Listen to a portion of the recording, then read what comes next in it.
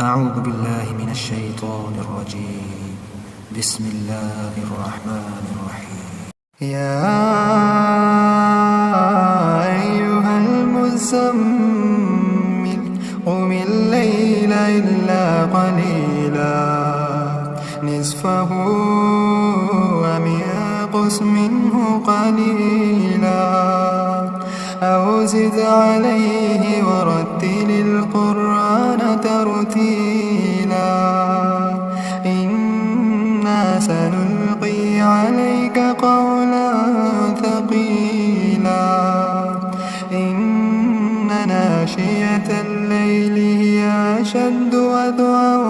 وأقوم قيلا إن لك في النهار سبحا طويلا واذكر اسم ربك وتبتل إليه تبتيلا رب المشرق والمغرب لا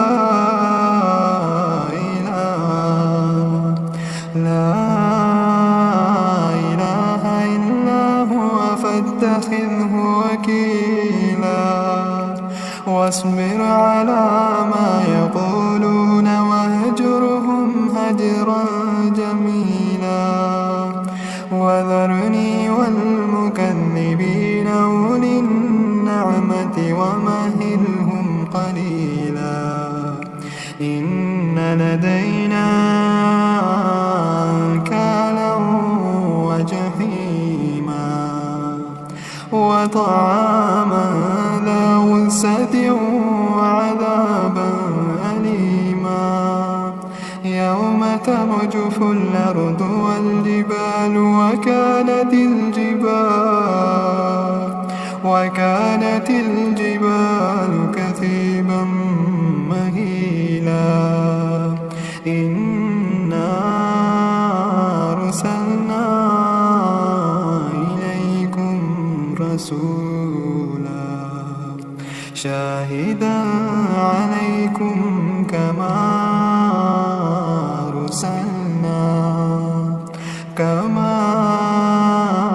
أرسلنا إلى فرعون رسولا فعصى فرعون الرسول فأخذناه أخذا وبيلا فكيف تتقون إن كفرتم يوما يجعل الولدان شيبا السماء منفطر به كان وعده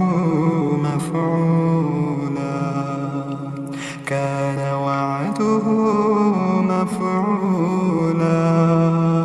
إن هذه تذكرة فمن شاء اتخذ إلى ربه سبيلا إن ربك يعلم أنك تقوم أدنى من ثلثي الليل ونصفه وثلثه وطائفة من الذين معك والله يقدر الليل والنهار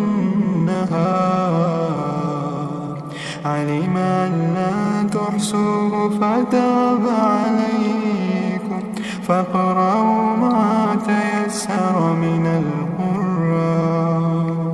علم أن سيكون منكم مرضى وآخرون يضربون في الأرض يبتغون من فضل الله وآخرون يقاتلون في سبيل الله فاقرؤوا ما تيسر منه وأقيموا الصلاة وآتوا الزكاة وأقرضوا الله قرضا حسنا وما تقدموا لأنفسكم من خير تجدوه عند الله هو خيرا وأعظم أجرا واستغفروا الله